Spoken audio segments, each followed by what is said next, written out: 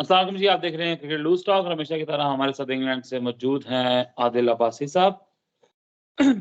एक खबर काफ़ी पहली पुरानी खबर है लेकिन हमने उस बारे में बात नहीं कर सके, मैं सोचा आज तो बात कर लें। वो बात है जी न्यू सिलेक्शन कमेटी। हमने एक प्रीवियस वीडियो में बात की थी कि शोएब अख्तर का नाम आ रहा था, और न्यूज़ भी चल रही थी कि उनसे तय भी पा गए, लेकिन सरदार साहब आदिल साहब का बड़ा ये स्ट्रॉन्ग ओपिनियन था कि मुश्किल है, क्योंकि जो हमारा सेटअप है, और मैं उनसे एग्री करता हूँ इस बात पे, जो हमारा सेटअप इस भी बन चुका है, किसी स्ट्रॉन्ग बंदे को ये पोस्ट देना बहुत मुश्किल काम है। मोस्टली आप ये पोस्ट उनको दी जाती है जो थोड़े बहुत फ्लेक्सिबल हों और बात जो आपकी हाई अथॉरिटीज़ उनकी बात सुन लें। शोएब अख्तर हो गया, इसीलिए शायद अफरीदी ने भी इंटरिम ये रोल लिया था और रिज़ाइन कर दिया, क्योंकि वो भी काफ़ी सख्त सांस वाले इंसान हैं। एनीवेज़ ये बात करते हैं कि सिलेक्शन कमेटी की अनाउंस हो चुकी है, सीनियर टीम के लिए भी और जूनियर टीम के लिए भी। सीनियर टीम में जो है हारून रशीद साहब हमारे बहुत ही वेटरन प्लेयर हैं, काफ़ी बुज़ुर्ग हैं और अनफॉर्चुनेटली फॉर्चुनेटली हर किसी भी सेटअप का किसी न किसी का हिस्सा रहते हैं ये। उनके साथ 3 यंग प्लेयर मैं इसलिए कहूँगा क्योंकि हमारे दौर के प्लेयर हैं, हमने उनको देखा हुआ खेलते हुए। कामान अकमल है उनके साथ, मोहम्मद समी और यासिर हमीद। किसी भी तारुफ से तीनों में से मतलब किसी भी तारुफ के मोहताज नहीं तीनों प्लेयर। कमान अकमल जो है I think one of the best wicket keeper batsman ever produced by Pakistan. Mohammad Sami one of the quickest bowler in the world I think Shoaib Akhtar के बाद। और हम इस बात पे शायद आदिल साहब एग्री करेंगे कि उन्होंने अपने पोटेंशियल इतना इतना वो जस्टिफाई नहीं किया जितने वो बड़े बॉलर थे या बन सकते थे।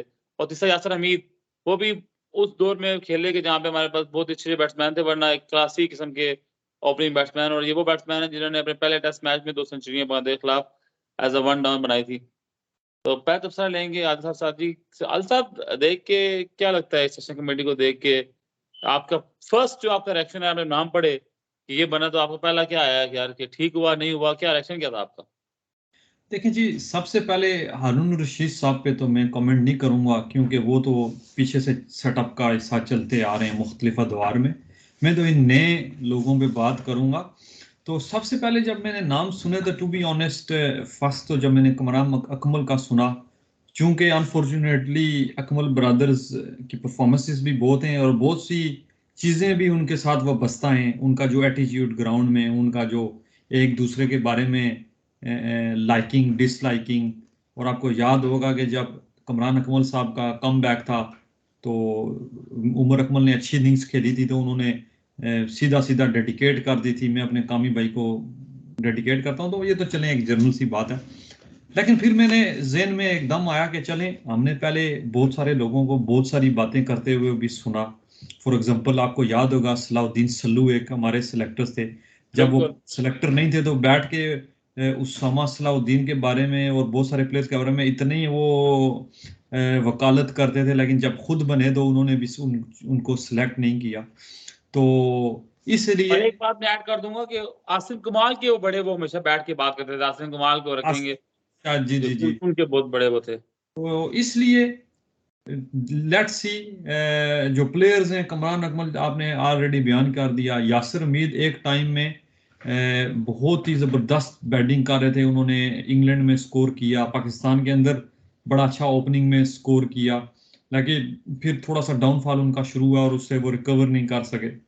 इसके अलावा जो आपने तीसरा नाम बताया, Kamran Akmal, Mohammed Shami, Yasir Hameed. Mohammad Sami, no doubt one of the quickest Pakistan produced, 150 को टच करते थे, उससे ऊपर भी कई दफ़ा करा देते थे। और बिल्कुल मैं आपसे एग्री करता हूँ, उन्होंने कभी भी अपनी पूरी पोटेंशियल पे बॉलिंग ना की, अदरवाइज वो शायद शोएब अख्तर तो नहीं तो उसके करीब करीब उनकी सफ में खड़े होते।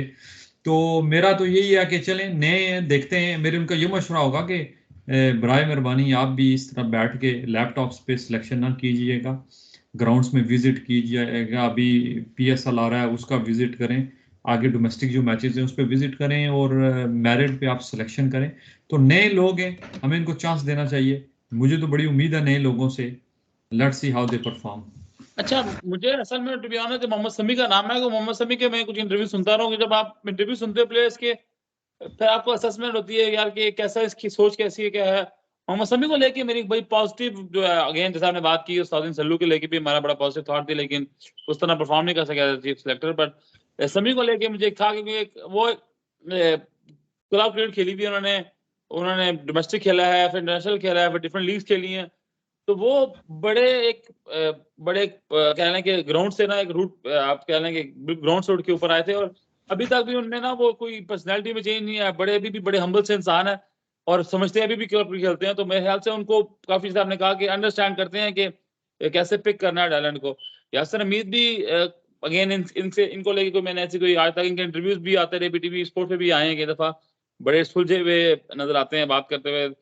कमान अकमल को देख के मेरा पहले ही मैंने कहा था, मैं चलो यार कहते हैं भाई आया तो भाई को फायदा तो होना चाहिए, और लोग शायद इसको बुरा मनाते हैं पर आई थिंक ये एक है। और उमर अकमल इसमें कोई डाउट नहीं है कि बैट्समैन तो वो बहुत बड़ा था, वो तो उन्होंने अपने हरकतों की वजह से अपना कैरियर बर्बाद किया, वरना बैट्समैन आई थिंक उनसे one of the natural talent जो हमें मिले थे, और बड़ा हमें उस टाइम था कि इंजमाम को रिप्लेस करेंगे, लेकिन वो अपनी हरकतों में से यहाँ तक पहुंचे।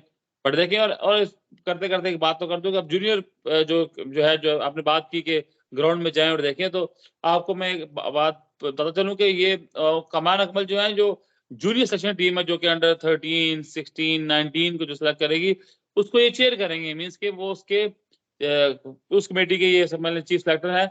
और उसके साथ तौसीफ अहमद किसी भी तरफ, अशरफ खान है, आपको पता है ये ऑफ ब्रेक बॉलर थे, शायद नजीर फास्ट बॉलर, टेस्ट मैच काफी इनका लंबा रहा, और शोएब खान है, ये भी एक डोमेस्टिक प्लेयर है वो है।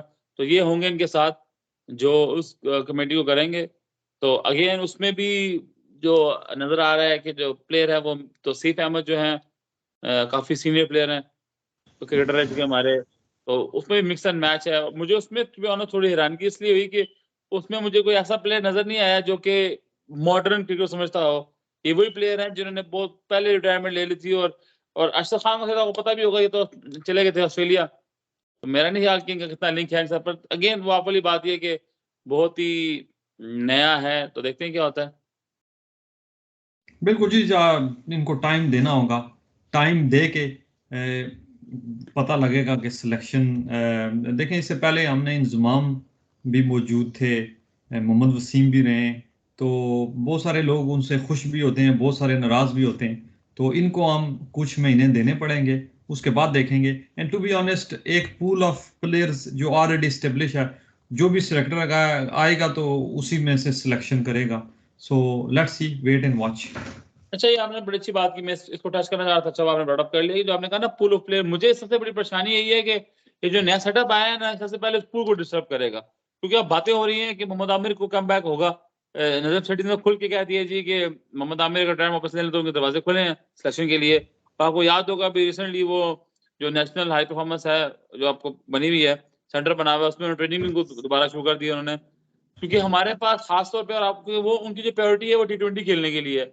और आपको पता है T20 में तो हमारी काफी टीम सेटअप है, हमें जो प्रॉब्लम हम स्ट्रगल कर रहे हैं, चाहे हम एक वनडे में स्ट्रगल कर रहे हैं, अच्छा फास्ट बॉलर, और टेस्ट मैचेस में वहां पे वो उनको इंटरेस्ट नहीं है। तो दूसरी बात यह है कि अभी अगर बात हो रही है कि जी वो जो है आपके ओपनिंग बैट्समैन शजीर खान है, उनको कम बैक कराया जाए, लेकिन आई थिंक उस पे स्टांस थोड़ा डिफरेंट है नजम सेठी साहब का।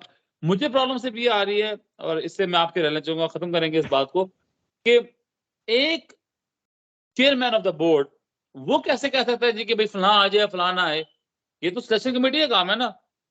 ये मुझे चीज तंग कर रही है कि भाई कि वो जो पावर है ना वो दोबारा जा रही है हमारे पास, उधर ही चेयरमैन के पास जा रही है, और ये लोग बस नाम आएंगे उनमें से कोई 2-4 नाम ऊपर चढ़ करके बस कहें बड़ी टीम बन गई है। देखें, होगा यही होगा, बड़े कम आपको नए प्लेयर नजर आएंगे। और जहां तक बात है आमिर की, तो आमिर पे बहुत ज़्यादा इन्वेस्टमेंट की थी सिटी साहब ने और बहुत ज्यादा। PCB overall. लेकिन ठीक है, आपके अपने एम्प्लॉयर्स और अपने बोर्ड से डिसएग्रीमेंट हो जाते हैं ड्यूरिंग दी आपके प्लेइंग डेज में।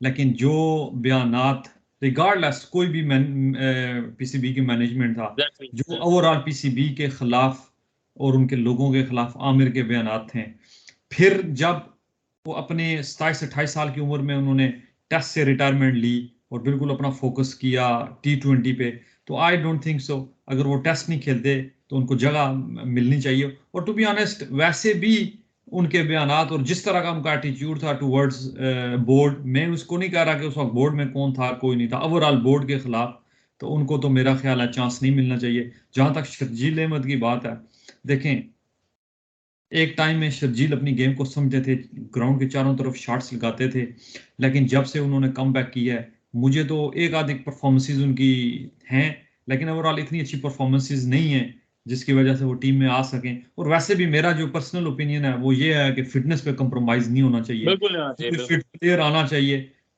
रिगार्डलेस जितना भी अच्छा प्लेयर हो, लेकिन फिटनेस एक क्राइटेरिया होना चाहिए। उस पे अगर वो पूरा उतरते हैं तो उनको आना चाहिए, अगर उस पे नहीं पूरा उतरते तो शर्जील अहमद तो क्या, वो उससे अच्छा भी कोई बैट्समैन है तो उसको नहीं आना चाहिए। चले जी, बड़ी सी बात की आपने कि कोई भी हमें कॉम्प्रोमाइज नहीं करना चाहिए, मेरिट पे उसको लेके आए, बेहूब सजीद खान, मोहम्मद आमिर या कोई और प्लेयर हो। चलें जी, आगे हम अगले एपिसोड में हम बात करेंगे जो कि ऑनलाइन क्लासेस तो हमने सुना था, ऑनलाइन जॉब भी हमने सुनी थी, अब ऑनलाइन कोचिंग भी स्टार्ट हो गई है, तो उस बारे में हम बात करेंगे अगले एपिसोड में। अपना ख्याल रखिएगा, इंशाल्लाह ज़िंदगी रही तो होगी मुलाकात। अल्लाह हाफ़िज़। अल्लाह हाफिज।